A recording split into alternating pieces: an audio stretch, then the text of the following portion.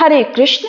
इंसान अक्सर भावनाओं, रिश्तों और संपत्ति के झूठे मोह में फंसा रहता है, जो उसके दुखों का कारण बनता है। और वैशाख मास के शुक्ल पक्ष की एकादशी, जो कि मोहिनी एकादशी कहलाती है, इन सभी मोह माया के बंधनों का नाश करने में सक्षम है। शास्त्रों में कहा गया है कि मोहिनी एकादशी का उपवास करने से जो पुण्य फल मिलता है, वो हजारों गायों के दान और कई तीर्थ यात्राओं के पुण्य के बराबर होता है। ये व्रत व्यक्ति के मानसिक क्लेश और दरिद्रता को दूर करने वाला माना गया है। ये व्रत भगवान विष्णु के मोहिनी अवतार को समर्पित है, जिसमें उन्होंने देवताओं को अमृत प्रदान कर असुरों पर विजय दिलाई थी।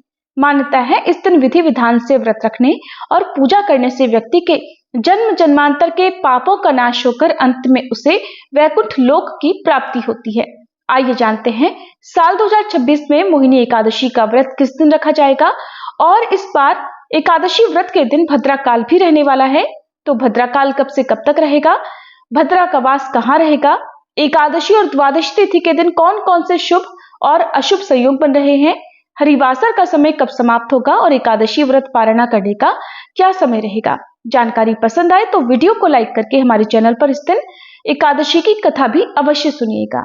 इस बार एकादशी तिथि 26 अप्रैल दिन रविवार को शाम 6:08 से प्रारंभ हो रही है और एकादशी तिथि का समापन 27 अप्रैल दिन सोमवार को शाम 6:16 पर होगा। इसलिए इस बार मोहिनी एकादशी का व्रत 27 अप्रैल दिन सोमवार को रखा जाएगा। एक दिन पहले रविवार को दशमी तिथि के नियमों का पालन किया जाएगा। सोमवार के दिन ब्रह्म मुहूर्त सुबह 4:23 से 5:11 तक रहेगा।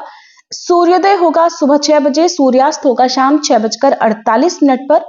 प्रातःकाल पूजा मुहूर्त सुबह 4:39 से 5:44 तक रहेगा। सायंकाल पूजा मुहूर्त शाम 6:53 से 7:59 तक रहेगा। इस दिन भद्रा भी लग रही है और भद्रा काल सुबह 6:07 से लेकर शाम 6:15 तक रहेगा। इस बार भद्रा का वास मृत्यु लोक में रहेगा, जो कि पृथ्वी लोक के सभी शुभ कार्यों में विघ्न डालने वाली मानी गई है। इसलिए इस बार एकादशी के दिन आप भद्रा के 12 नामों का स्मरण अवश्य करें, जिसके बारे में आपको इसी वीडियो में आगे जानने को मिलेगा।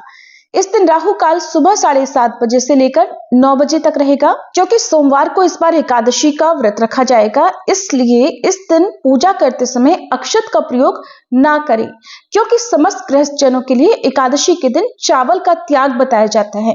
भले ही आप एकादशी का उपवास नहीं कर रहे हो, तब भी इस दिन भगवान शिव की पूजा में अक्षत की जगह आप सफेद पुष्प का प्रयोग कर सकते हैं। द्वादशी तिथि 27 अप्रैल दिन सोमवार को शाम 6:17 से प्रारंभ होगी। इसी के साथ हरिवासर का समय भी शुरू होगा और 28 अप्रैल दिन मंगलवार को शाम 6:52 पर द्वादशी तिथि का समापन होगा।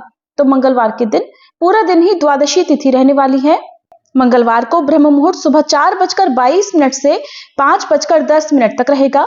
सूर्योदय होगा सुबह 5:59 पर, सूर्यास्त होगा शाम 6:49 पर। प्रातःकाल पूजा मुहूर्त सुबह 4:38 से 5:43 तक रहेगा। राहु काल दोपहर 3 बजे से 4:30 बजे तक रहेगा। हरिवासर का समय 27 अप्रैल दिन मंगलवार को तड़के 1 बजे तक समाप्त हो जाएगा। देखा जाए तो ये सोमवार की रात 12 बजे के बाद का समय होगा।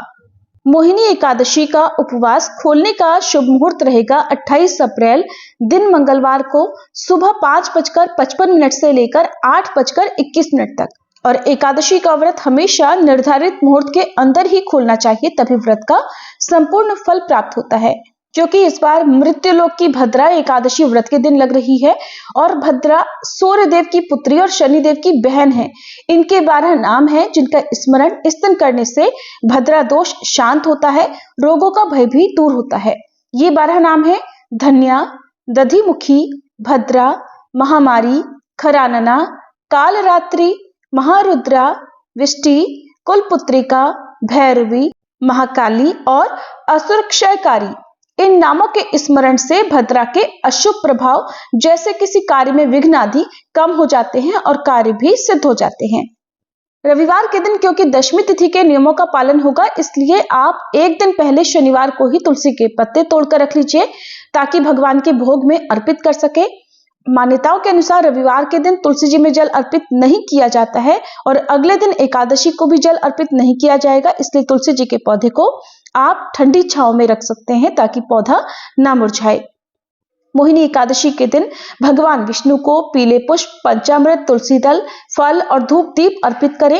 एकादशी की कथा पढ़े या सुने और आरती करने के बाद भगवान को लगाया गया भोग प्रसाद रूप में सभी लोगों में बांटे। अगले दिन द्वादशी तिथि के शुभ मुहूर्त में हो सके तो ब्राह्मणों को भोजन कराकर या यथा योग्य सामग्री, दान दक्षिणा आदि देकर फिर व्रत का पालना करना चाहिए। ये थी आज की वीडियो। आपको जानकारी कैसी लगी जरूर बताइएगा।